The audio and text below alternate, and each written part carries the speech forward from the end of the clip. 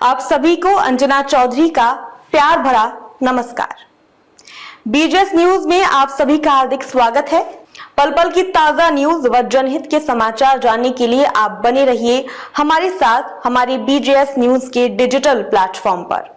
आइए रुक करते हैं खास खबर की ओर। खबर हमारे बीजेएस न्यूज के मुख्य संवाददाता जोगेंद्र सिंह की रिपोर्ट। हरियाणा बीजेपी की विधानसभा चुनाव के लिए प्लानिंग। इस बार 75 पार की जगह नया नारा दिया। एंटी इनकम्बेंसी समेत 3 बड़ी चुनौतियां। हरियाणा में अब की बार भाजपा 75 पार नहीं बल्कि तीसरी बार भाजपा सरकार के नारे को लेकर आगे बढ़ेगा। भाजपा कुरुक्षेत्र की थानेसर विधानसभा रण से चुनावी शंखनाद फूंकेगी। यहां भाजपा बड़ी रैली करेगी।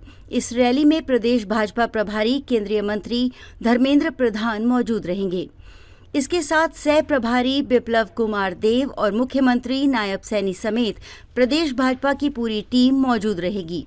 भाजपा हरियाणा में 90 की 90 विधानसभा सीटों में इसी प्रकार से रैली करेगी। भाजपा के सह मीडिया प्रभारी संदीप आजाद ने बताया कि भाजपा 2 अगस्त को चंडीगढ़ में पार्टी के आगामी कार्यक्रमों का पूरा शेड्यूल जारी करेगी।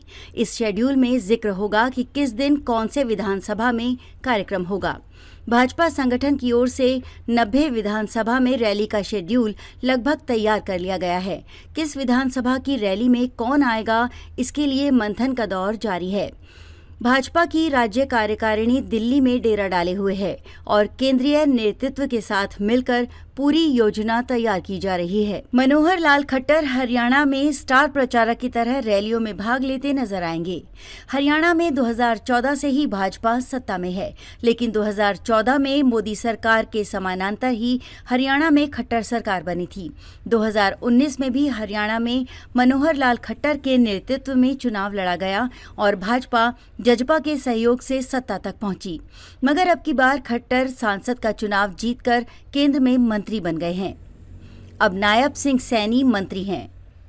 ऐसे में ये चुनाव भाजपा के लिए आसान नहीं है। खट्टर के जाने के बाद भाजपा के पास प्रदेश में कोई बड़ा चेहरा नहीं है। 2019 में जहां भाजपा ने लोकसभा में हरियाणा की 10 में से 10 सीटें जीती थीं, वहीं इस बार लोकसभा के चुनाव में भाजपा 5 सीटों पर ही सिमट गई। कांग्रेस लोकसभा चुनाव में मजबूत बनकर उभरी है। 90 विधानसभा सीटों में से कांग्रेस ने गठबंधन में रहते हुए 46 सीटों पर बढ़त बनाई। वहीं भाजपा 42 विधानसभा सीटों पर आगे रही। ऐसे में भाजपा के सामने इस बार मुकाबला टफ है। भाजपा हरियाणा में सत्ता विरोधी लहर का सामना कर रही है। हरियाणा में 10 साल से भाजपा की सरकार है, लेकिन लोकसभा चुनाव से पहले भाजपा ने मुख्यमंत्री का चेहरा बदला, मगर इसका फायदा नहीं मिला। लोकसभा चुनाव में भाजपा को जरूर मोदी के नाम के वोट मिले, मगर अब की बार विधानसभा चुनाव की राह कठिन है। भाजपा के सामने सबसे बड़ी चुनौती जाट और एससी समाज है। लोकसभा चुनाव में दोनों समाज ने भाजपा के खिलाफ एकजुट होकर वोट किया।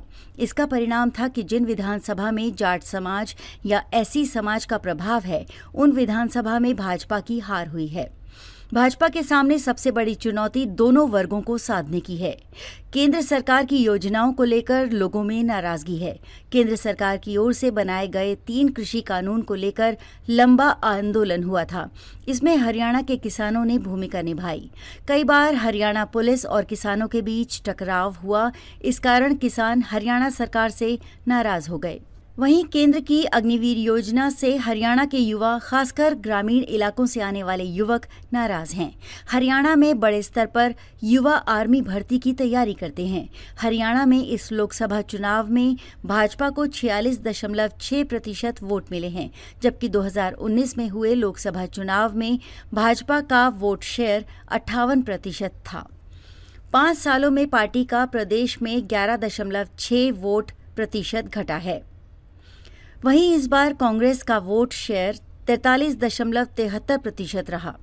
2019 में कांग्रेस को सिर्फ 28.42% वोट शेयर मिला था। 5 साल में कांग्रेस के वोट शेयर में 15.31% बढ़ोतरी हुई है। आज की खबर में बस इतना ही। बीजेएस न्यूज में बने रहने के लिए आपका तहे दिल से धन्यवाद। पल पल की ताजा खबर जानने के लिए कृपया हमारे बीजेएस न्यूज चैनल को सब्सक्राइब कर लें और बेल आइकन को प्रेस करना ना भूलें। ये न्यूज हमारे फेसबुक पेज एवं हमारी न्यूज वेबसाइट www.bhartiyjansandesh.com पर भी उपलब्ध है। बीजेएस न्यूज आप सभी के उज्जवल भविष्य की कामना करता है। आप सभी स्वस्थ रहें, सुखी रहें। आपसे फिर मिलेंगे एक नई ताजा खबर के साथ। तब तक के लिए अंजना चौधरी को आज्ञा दें। नमस्कार।